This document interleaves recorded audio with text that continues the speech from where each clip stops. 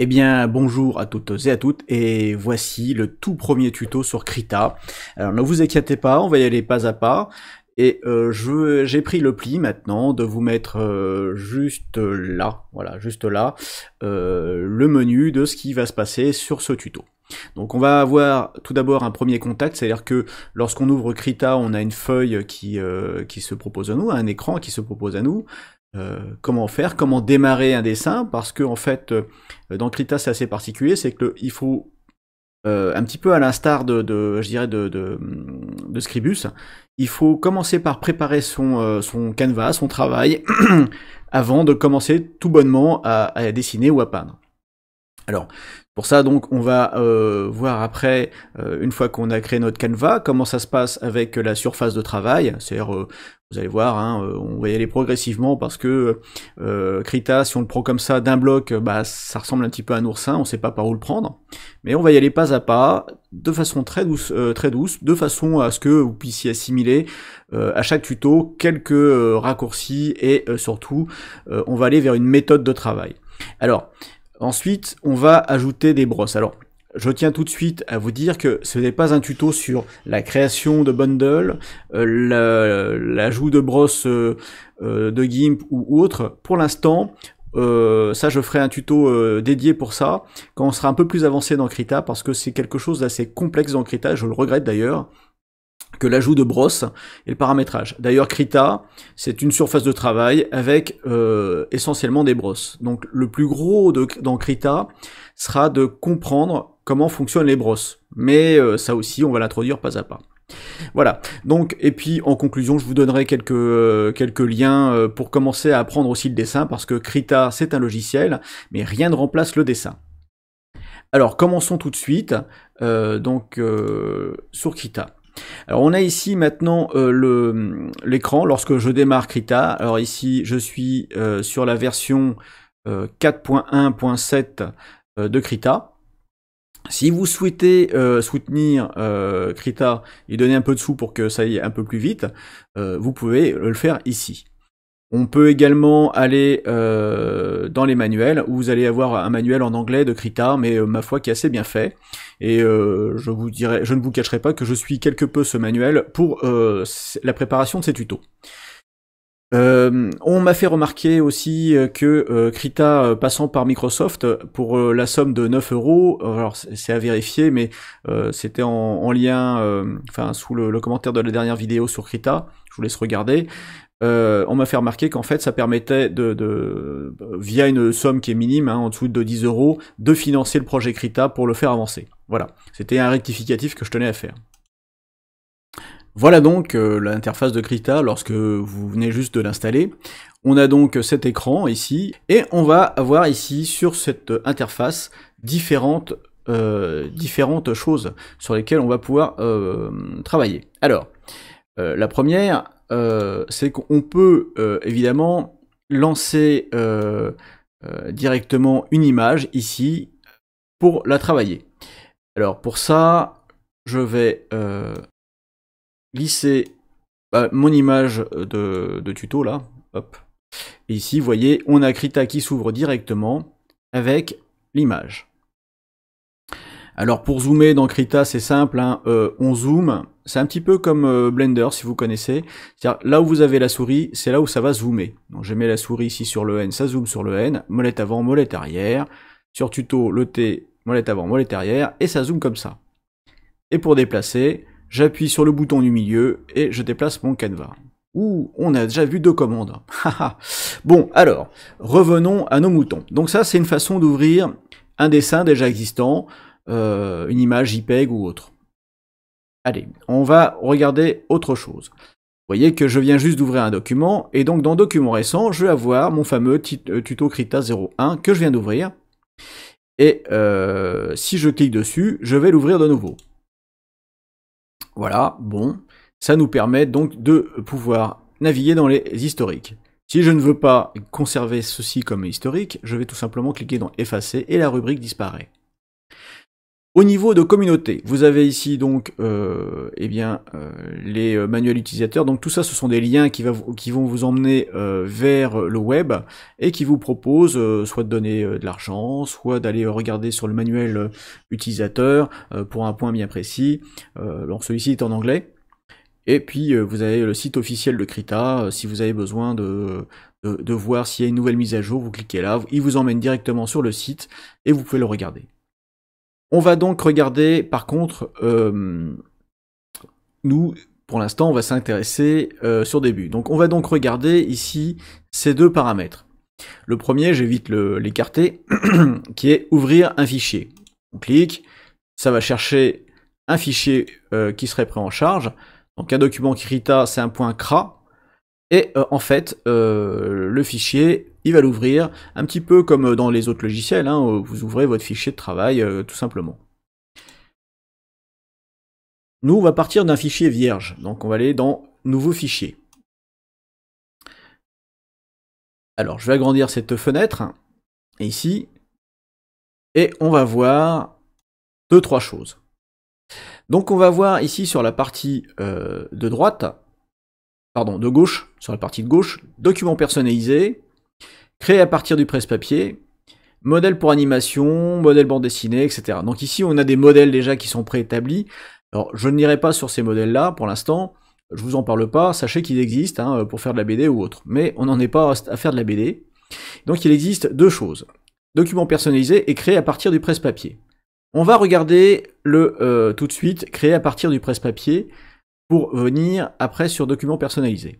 Alors, j'annule ici, je vais sur le web, et je vous invite à regarder ici cette photo. C'est une photo avec une bonne exposition, et donc ce sont des modèles qui posent pour du dessin sur un site qui s'appelle Croquis Café, ici. Donc Croquis Café qui vous propose donc des photos d'archives. Ils font aussi des vidéos sur YouTube, hein, et notamment des cours de dessin. Donc ils sont extrêmement performants pour la chose, et donc vous avez ici des photos. Alors je n'irai pas plus loin, parce qu'en fait, lorsqu'on clique, les modèles sont tout nus, la plupart sont nus, et donc il y a des photos dans différentes poses pour le dessin. Vous voyez rien de malsain, c'est comme ça. Donc moi j'ai pris le modèle, donc elle est aussi nue, mais ce coup-ci on ne voit que le visage. Donc ce que je fais ici, c'est que j'ai fait un clic droit sur ma photo, ici, et c'est-à-dire que j'ai ouvert l'album, j'ai fait un clic droit sur ma photo, et j'ai fait ouvrir l'image, comme ceci, hein, ouvrir l'image. Donc maintenant je fais copier l'image, tout simplement, ici, et je peux retourner dans Krita. Alors là, j'ai copié sur le web, mais vous pouvez très bien copier une image sur votre ordinateur. Donc là, je vais de nouveau dans Nouveau fichier. À noter que le raccourci est noté à côté, c'est CTRL-N.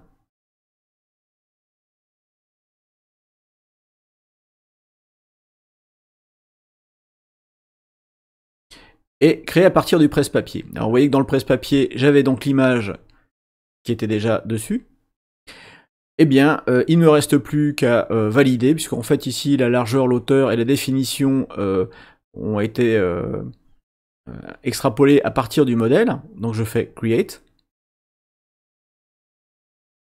Et à ce moment-là, je clique sur Comme venant du web, hein, parce que comme sur le moniteur, mais comme venant du web.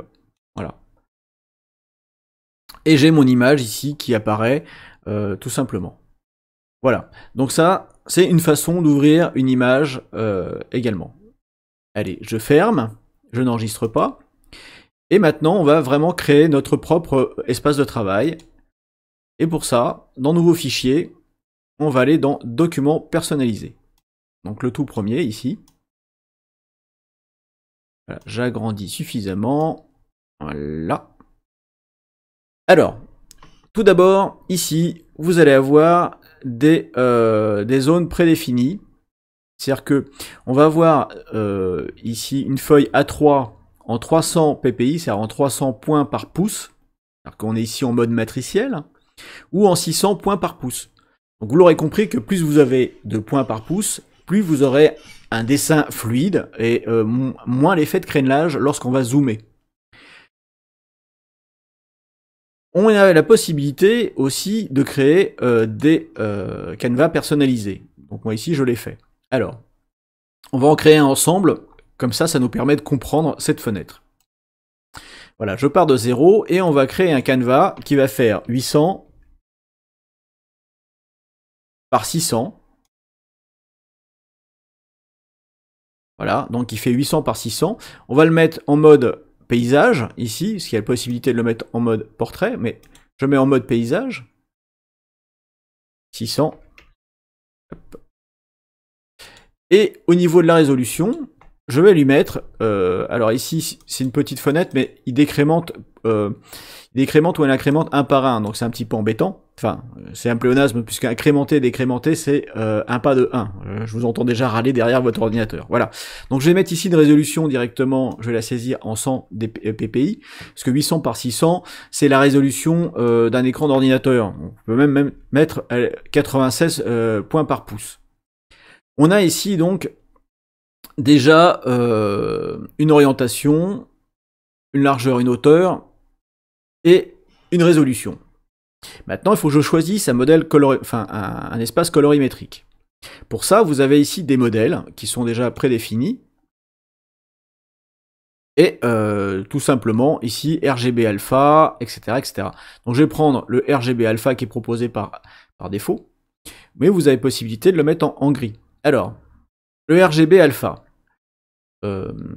Donc c'est un profil qui va être récupéré ici sur les différents profils ICC embarqués par Krita. Vous pouvez en ajouter de nouveaux, bien sûr, si vous voulez mettre un profil Adobe en le récupérant et en allant chercher l'endroit où il se trouve sur le disque. Bon, moi j'en ai pas et j'utilise pas. Mais on a une information intéressante, c'est-à-dire que ici tout en bas, vous allez avoir sur le document une taille, la taille du document déjà ici qui a été créé, le profil, la profondeur de l'espace colorimétrique ici en 16 bits. Donc vous avez 16 bits, 8 bits, etc. Pour l'écran, je trouve que 8 bits c'est suffisant, mais pour dessiner, pour avoir plus de précision et éviter l'effet de crénelage, le mieux c'est du 16 bits. Donc je vais rester en 16 bits, mais on peut très bien être en 8 bits. Ça c'est voilà. Mais quand on vous fait un dégradé sur du 8 bits, le problème c'est que vous avez un effet d'escalier. Bon. Après, peut-être que je serai amené, moi, à vous faire des tutos en mettant sur un profil 8 bits, étant donné que ma machine aura peut-être du mal à calculer du 16 bits, plus l'enregistrement, plus l'affichage des clés, etc. Mais c'est inhérent à cette façon de... inhérent pour le tuto, mais si vous êtes en mode de travail, je vous conseille le 16 bits, qui est largement suffisant. Le 32 bits n'étant utilisé que pour la retouche photo, pour faire du HDR, ce qui n'est pas le cas chez nous. Donc du 8 bits, c'est très bien. Donc ici, on a une taille qui nous dit qu'on est en 3 mégas d'utilisation de la RAM. Regardez, je vais passer en noir et blanc, donc en grayscale, ici, et là on est en 1 méga de RAM.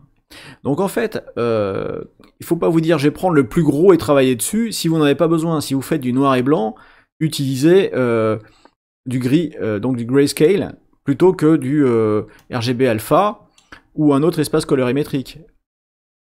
Vous allez avoir ici une différence de taille. De même que là, je suis en 300, si je me mets en 600 dpi, vous allez voir que là ça change pas grand chose, mais ça va vite alourdir au dessin. Donc je vais mettre de nouveau en 96, et ici je vais lui donner un nom. Donc je vais effacer ça, je vais lui donner un nom. Alors le nom le plus évident, c'est lui donner exactement les paramètres. Donc je vais mettre 800 espace x 600 96 dpi.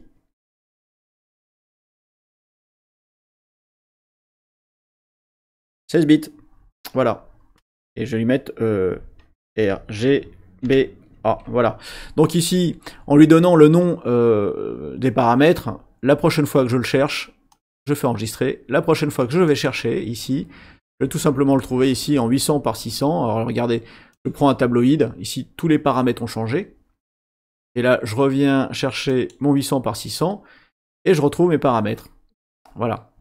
Alors derrière, on va avoir un autre paramétrage contenu qui, lui, et va être commun à tous les espaces de travail. C'est-à-dire qu'on va avoir une couleur d'arrière-plan, ici, qu'on peut sélectionner. Donc je vais laisser blanc, mais on peut choisir une autre couleur, c'est possible. On peut également lui donner un nombre de calques. Je vais en mettre 2. Hop. Lui donner un nom, et bien sûr lui mettre un descriptif. Par exemple, voilà, ça c'est mon truc. Et puis je peux lui dire aussi que c'est voilà, donc ça c'est inhérent à tous les dessins. Voilà, donc maintenant je peux tout simplement venir ici et faire Create, et on va enfin aborder la surface de travail. Voilà. Donc vous avez vu, on avait mis 2 calques. On a donc ici, au niveau des calques, sur la droite, vous avez, alors j'agrandis, vous avez 2 calques. Le premier, si je clique dessus, ça change rien, et le deuxième, c'est le fond, le fameux fond blanc. On va, si je sélectionne ici le calque 1, je sélectionne une brosse, j'appelle à votre attention. Alors en bas, à gauche, vous avez ici Britsy détail 1. Si je change, voilà. Ici, c'est le nom de la brosse que vous allez avoir. Au milieu, en bas, ça va être tout simplement l'espace colorimétrique. Et sur la droite, ça va être tout simplement la taille du canevas. Donc si je laisse ma souris dessus, comme vous voyez, il nous donne tout de suite l'espace utilisé, etc., etc. Alors je fais une croix, tac, et on va voir normalement une petite variation. Voilà, on est passé tout de suite à 5,4 mégaoctets. Alors vous voyez, ça va vite. Hein. Et donc cette croix, je fais sur le premier dessin. Donc généralement, le fond, on n'y touche pas, et on dessine toujours sur cette partie-là. Je fais un CTRL Z, voilà, et j'annule. Alors première commande à retenir, ici, ça va être un CTRL Z pour revenir en arrière, mais c'est universel à tous les logiciels. Donc je dirais maintenant que pour zoomer, dézoomer, il suffit, je vais faire ici un rond, ici, alors je suis encore à la souris, hein, et ici un rond avec un trait. Pour zoomer, il suffit que je mette ma souris, je déplace ma souris sur la zone, et je fasse molette avant. Et vous voyez qu'en fonction du lieu où se trouve ma souris, eh bien on zoome. Alors tout à l'heure, souvenez-vous, on avait dans les canevas, on en avait créé de nouveaux. Donc pour les retrouver, il faut aller dans Paramètres, ou les effacer. Hein. On va dans Gérer les ressources, et en bas, ici, vous avez Ouvrir le dossier de ressources. Je clique dessus, et on va avoir ici...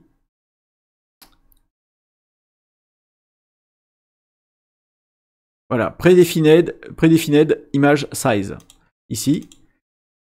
Et vous voyez que ici, moi j'en ai créé un qui s'appelle FHD, et ici, image prédéfinie. Alors si je l'ouvre avec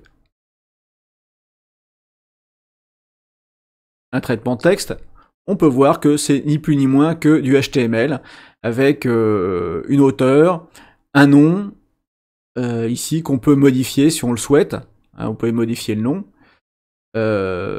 Donc la résolution, voilà, ce sont les paramètres initiaux qui vont être lus par Krita et qui permettent donc d'ajuster le canevas. C'est-à-dire que le canevas est générique et puis il va ajuster par rapport à ce que vous avez écrit ici. Voilà, ça c'était pour le côté curiosité de la chose. On va revenir tout à l'heure sur cette partie de gérer les packs, ne vous inquiétez pas, puisque ça fait l'objet de ajouter les brosses, ça va être ici. Pour la présentation, donc vous avez ici une partie centrale qui est le canevas, et vous avez donc différents espaces qui sont modulables à partir du moment où on peut les afficher. Alors ici, je peux rien faire, donc pour ça, on va aller dans Paramètres, et je vais vous demander de faire la même chose, d'aller dans barre d'outils affichés, aller dans Fichier, le cocher. On a ici maintenant création, ouvrir, enregistrer, défaire et refaire. On va continuer. Donc barre d'outils affichée, brosse et compagnie. Et là maintenant, on a quelques informations ici. Au niveau de ces brosses et compagnie, vous avez ici un petit ascenseur et je vous demanderai d'utiliser flux ou opacité. Ici, il est sur opacité. Voilà, si je mets flux, voilà, on a le flux qui est là, hop. Parce que si on utilise la taille, alors vous avez un petit plus, ici on va voir la taille d'affiché. Alors la taille c'est pas intéressant parce que nous on va utiliser des raccourcis pour les tailles. Vous inquiétez pas, on va y aller tout doucement. Je vais pas vous abreuver de raccourcis tout de suite. Donc on va choisir ici le flux. Donc vous cochez sur la petite touche plus. Donc la taille, vous voyez on peut le gérer facilement avec tout simplement la touche Shift et puis je vais de gauche à droite et la taille change. Bon, pour l'instant, on n'y est pas encore. Au niveau de l'espace de travail, c'est pas figé. Si on va tout en haut à droite, on a cette petite icône qui s'appelle choisir l'espace de travail. Je clique dessus et là vous voyez que on a défaut, c'est sur lequel on se trouve, minimal. Si je clique à côté, vous avez le minimal. Big Paint, animation, enfin je vous laisse découvrir. Et donc ce sont des espaces de travail qui sont prédéfinis, mais vous pouvez créer de nouveaux espaces de travail, tout simplement, ou les jeter à la corbeille.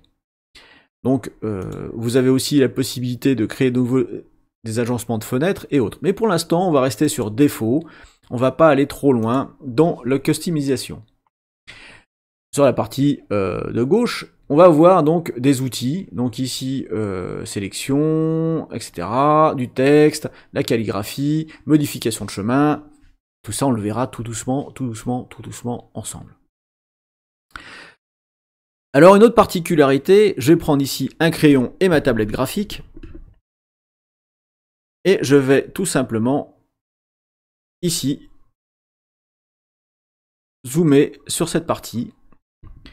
Et donc, la surface totale de ma tablette, je vais la parcourir, ici. Voilà, je m'arrête un petit peu avant. Et vous voyez que pour faire tout l'écran, il faut toute la surface de la tablette, parce que j'ai zoomé. Si je dézoome et je recommence la même opération ici, vous voyez que je dessine sur du vide, la feuille, et je continue. Bref, et c'est ça qui est génial, c'est que Krita vous met toujours ce que vous avez à l'écran, c'est à la même échelle que sur la tablette. Donc vous zoomez, vous n'êtes pas obligé de dessiner tout petit, vous pouvez avoir de l'ampleur dans vos gestes, et donc faire du détail juste en zoomant.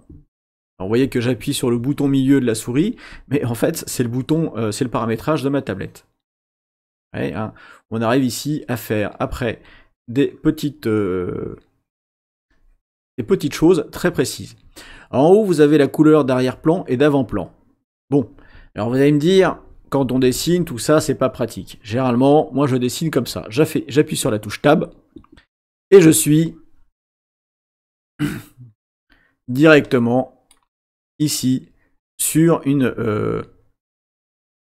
feuille blanche avec rien dessus. Alors comment est-ce que je peux avoir mes outils? Eh bien, vous avez un clic droit et le clic droit vous amène cette rosace. Alors qu'est-ce qu'on va voir sur la rosace? Alors je vais aller de l'extérieur vers l'intérieur pour vous l'expliquer. En haut, on va voir la couleur de premier plan et d'arrière-plan. Alors si je prends la couleur d'arrière-plan ici, on peut changer avec X, voilà, je sélectionne un rose, et vous allez voir que ici, je suis en rose, j'appuie sur X, et je suis en noir. Pardon.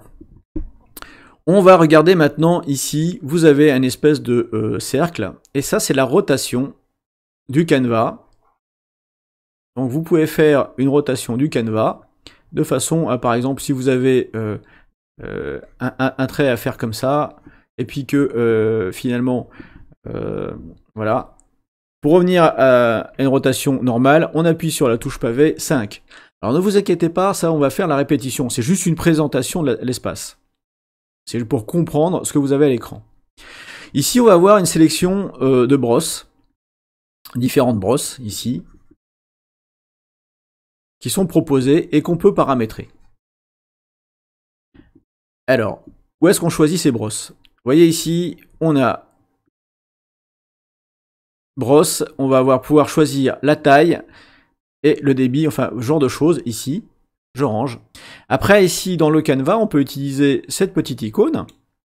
Et là, on peut utiliser des brosses prédéfinies. Par exemple, ici, j'ai les gommes, les outils d'ancrage. Ici, vous avez le zoom. Vous avez cette icône ici qui vous permet de basculer plein écran à interface telle que vous la connaissez. Et vous avez ici l'outil de symétrie qui peut s'activer. Donc, alors attendez, hop. Donc ici, je fais une symétrie, puis vous l'avez activé. Voilà. Alors, si je reviens ici sur mon canevas, je désactive ici et je me retrouve en mode normal. On va voir ensuite sur le cercle à l'extérieur les différentes couleurs que je vais utiliser. Par exemple, je vais aller prendre un bleu ici sur le cercle intérieur. Donc ici, le cercle intérieur avec le triangle, c'est une sélection de couleurs. Je vais prendre un bleu. Et je vais peindre en bleu. Alors, je vais me prendre ici en ink. Voilà. Et donc ici, je fais un trait bleu. Voilà. Eh bien, regardez ici ce qui s'est passé. C'est que j'ai à avoir une palette de couleurs qui va s'afficher au fur et à mesure que j'utilise les couleurs. J'ai utilisé le noir, le marron, le bleu, le rose. Eh bien, maintenant, je peux directement sélectionner ma couleur ici, sur cette petite palette, pour la reprendre. Voilà un petit peu pour l'espace de travail. Je vais pas aller plus loin aujourd'hui, puisqu'après, il faudra aller rentrer dans le dessin, ce qui fera l'objet du prochain tuto sur Krita. Je vous propose maintenant d'ajouter des brosses, parce que celles qui sont ici sont pas mal. Elles sont déjà, et je remercie ceux qui l'ont créé, mais on va avoir de nouvelles brosses à disposition. Alors, je vais supprimer ce calque. Ici, je sélectionne le calque 3, je supprime. Le calque 2, je supprime. Et je vais créer ici un nouveau calque. Alors, si je crée plus, ça me crée un nouveau calque dessin directement, parce que c'est par défaut. Ou alors la touche insertion. Donc, vous voyez qu'ici, les calques, on a des calques de groupe, de machin, etc. Oulala, oulala, oulala, pas tout de suite. Juste calque dessin. Vous avez le site de davidrevoix.com qui a largement participé au développement de Krita, et d'ailleurs qui dessine, qui fait une bande dessinée et digital painting à titre professionnel avec des logiciels open source. Il est français, cocorico, et il a aussi eu la bonté de nous faire des tutoriaux. Alors ils sont en anglais, mais ils sont très bien faits. Et il dessine surtout une bande dessinée qui s'appelle Pepper and Carrot. Bon, voilà, ça c'était le petit côté pub. Mais je vous invite à venir sur l'onglet Download chez lui. Et on va ensemble télécharger des brosses. Donc, tout d'abord, celle-là. Donc moi j'ai fait un clic droit, ouvrir dans un nouvel onglet. Donc c'est Krita Brush Shower Pencil. J'ai essayé de le faire comme lui. Hein. Et ensuite... Brush Preset Bundle for Krita. Donc celle-là, j'ouvre directement. Voilà, donc ici, vous avez une petite vidéo de l'usage, enfin pas de l'usage, mais je dirais de la qualité du bundle. Alors, moi, je vais tout simplement faire ici un clic classique, et je vais l'enregistrer. Je vais enregistrer le fichier. Alors moi je vais l'enregistrer directement dans Krita Divad.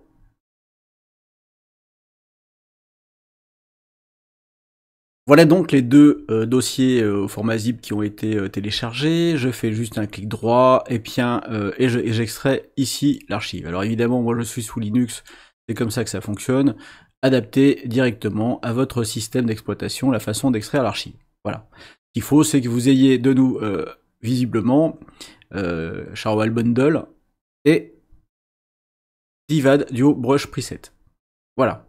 Une fois que vous avez ça, on retourne dans Krita et on va ajouter ces paramètres de brosse. Alors je clique ici dans Paramètres, je vais dans Gérer les ressources. Et ici, vous avez les packs qui sont actifs et les packs inactifs. Donc ici, vous avez un vieux pack qui était sur Krita version 3. Vous voyez ici les auteurs. Et ici, le pack actif qui est le pack de David Revoit. Donc on peut ajouter, il est parfaitement compatible, il n'y a pas de problème. Donc pour cela, on va faire importer les packs ici, le tout premier. Voilà, donc je suis sur le répertoire sur lequel j'avais décompressé les deux fichiers. Et je vais tout simplement cliquer dessus. Tac.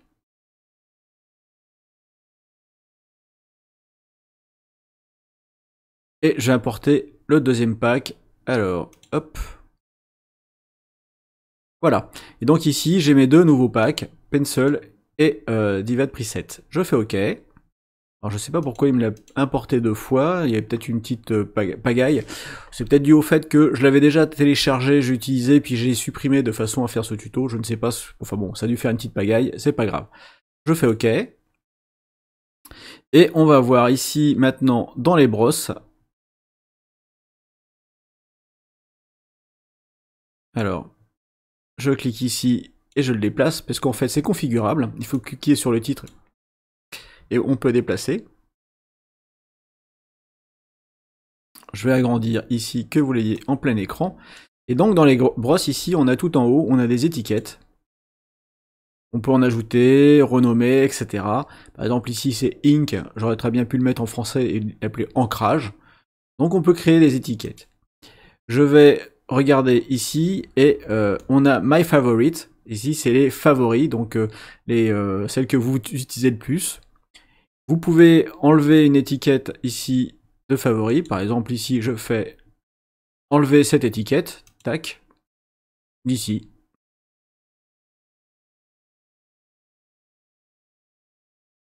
Et quand je regarde en All, voilà, j'ai pas encore le pack. Donc il faut que je redémarre ici mon Krita. Alors je vais remettre mes brosses. Oups.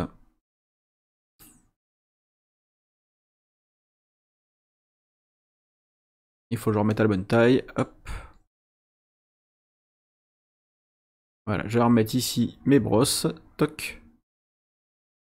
Et retrouve leur place. Alors je redémarre Krita.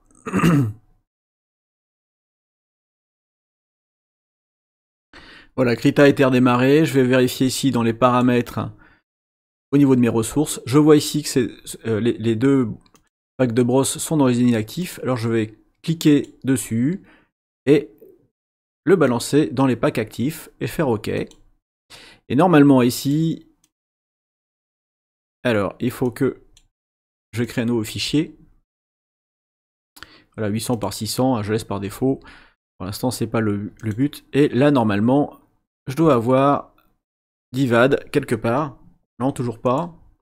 Donc c'était le petit cafouille que je vous disais avoir tout à l'heure. Donc je vais redémarrer encore une fois, puis je reviens vers vous. Voilà, deuxième démarrage. Ici, si je vais dans mes paramètres et gérer les ressources, si tout est bon. Moi, ça a dû être une cafouille parce que j'avais installé, j'ai dû désinstaller pour vous montrer depuis le début l'installation de ces packs. Donc ça a dû être une cafouille chez moi. Et donc ici, si je vais dans les pré-réglages de brosse, hop, au lieu de All, maintenant je vais avoir Divad. Et donc ici, je vais avoir mes différents crayons. Donc si j'utilise ce crayon-là, qui est donc une sanguine, on va pouvoir maintenant, voilà. Alors dans ce pack, alors je vais remettre ici la couleur d'origine. Voilà, donc on va avoir une sanguine, un crayon gras mais un peu moins large. Voilà. Et ici, quelque chose dans ce genre-là. Je vous invite à garder ces crayons-là de côté. On va s'en servir pour les premiers dessins, donc avec Divad. Tout simplement parce que ça sera plus simple pour nous de les retrouver puisqu'ils sont dans le groupe Divad. Voilà, hop, je remets là-dessus. Alors, ça vous fait beaucoup d'informations d'un coup, je le conçois. J'espère que ça va pas vous effrayer. On en est juste au tout début. Alors c'est beaucoup d'informations, mais Vous allez voir, vous allez prendre l'automatisme, vous allez prendre votre feuille de calcul, votre feuille habituelle, vous allez dessus, les brosses sont installées, et ma foi, c'est comme en voiture, la première fois on cherche un petit peu les boutons de la climatisation et du chauffage, mais une fois installé à bord et roulé quelques kilomètres, ça va venir tout seul, et c'est la même chose pour Krita. Alors je vous souhaite à toutes et à tous de beaux dessins, et puis n'hésitez pas à commenter cette vidéo, savoir si le nouveau format vous plaît. J'essaye de faire des petits modules pas trop longs. Là j'ai fait premier contact et surface de travail, et puis ajouter des brosses, j'en ai fait 3 d'un coup, parce que la prochaine fois on va commencer par le dessin pas à pas, mais il fallait quand même installer un peu l'interface. Alors j'espère que cela ne vous a pas été trop long, mais dès la prochaine fois je vais revenir sur les raccourcis, donc ne vous inquiétez pas si tout n'a pas été intégré, ça va venir. À très bientôt, à vos dessins, et la bise chez vous.